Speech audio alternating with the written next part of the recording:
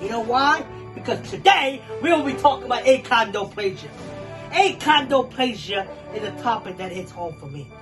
It's a topic that doesn't have that much awareness to it. Not a lot of people know about it. People only know the word dwarfism.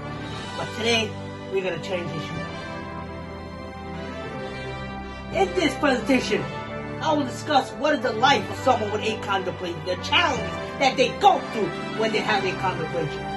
What are the complications of having achondroplasia? What are the characteristics of someone with achondroplasia? And what are the main factors of someone to get achondroplasia?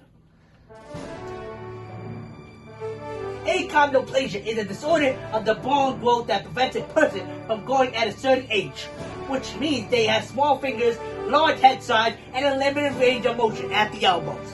As you can see right here, this is my best friend. My best friend is 1 year younger than me, and he's still taller than me. You might say, oh, that's casual, friends being taller than each other. It is actually not. As you can see right here, these are two of my other best friends. They're both extremely height difference is different. Extremely height difference. The average male height is 4 feet and 4 inches, which is my current height. Average height of a female with achondroplasia is 4 feet 1 inch. As you can see in this picture right here, my little sister. My little sister is 2 years younger than me, and she still has to get down to take a picture with her brother. I am her older brother, and she still has to do that. And bold legs and short fingers. As you can see right here in my presentation, this hand right here is an average sized human being. This hand right here is my hand, as you can see. And this is how achondroplasia has short fingers compared to the normal human body who has big fingers. The life of someone with achondroplasia is much complicated as it seems. People don't realize the challenges that someone with achondroplasia has to go through. As you can see right here, this is me in my kitchen. For me to get a snack, I have to stand on a chair. I have to stand on a chair just to get a snack, not knowing that I might fall down behind my back and break my back. It's so much challenges, which makes the normal life hard for the human being. Normal life hard for somebody with achondroplasia. The complications with achondroplasia can go on and on. One of the main complications that comes with achondroplasia is called hydrophalosis. Hydrophalosis is a buildup of fluid in the brain that if a child is affected by it can lead to increased head size or abnormalities related to the brain. People with achondroplasia can also suffer from obesity, as you can see me. This is not a normal body for someone with achondroplasia. They're most likely supposed to be much lighter than me. So that's another factor that comes involved with achondroplasia because they suffer from obesity. They don't know their average weight. They don't know that they're not supposed to be eating as much.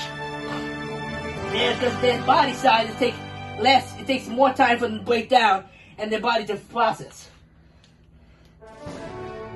Someone with characteristics, like I talked before, they have short stature, small fingers. The most common problem with someone with achondroplasia is that they suffer from apnea. With apnea, which is called sleep apnea, which I also suffer from. Sleep apnea is which it makes hard for me to sleep at night because if I don't wear a mask, I snore. And there's a chance when I snore, I can hold my breath for too long when my tongue can go down my throat and I can possibly die. They also have bold legs, like we talked about. People with achondroplasia, but they do one thing though, they have normal intelligence. They don't have no mental disorders. They can focus as an average human being. Their brains are smart as anybody else. The main factors of someone to get achondroplasia is if the parents are unaffected or don't have achondroplasia, then it's very rare. So that means if you have two normal human bodies, having a kid is not, they most likely want to have a kid with achondroplasia. But if two parents have achondroplasia, there's a 25% chance that they're going to have an average height. There's a 50% chance of that kid to be born with achondroplasia. And there's a 25% chance of that kid that he won't be able to survive. He won't live. Imagine going through that.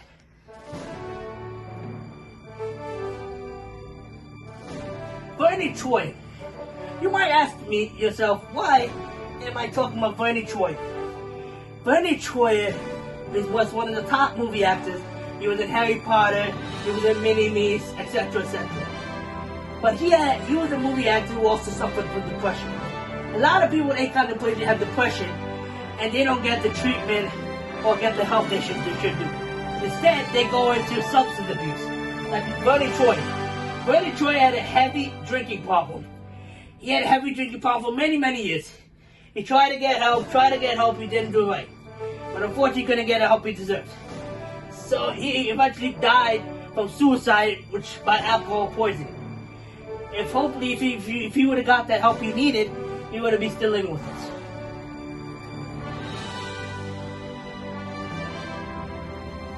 In conclusion, the life of someone with achondroplasia is much more complicated than it seems.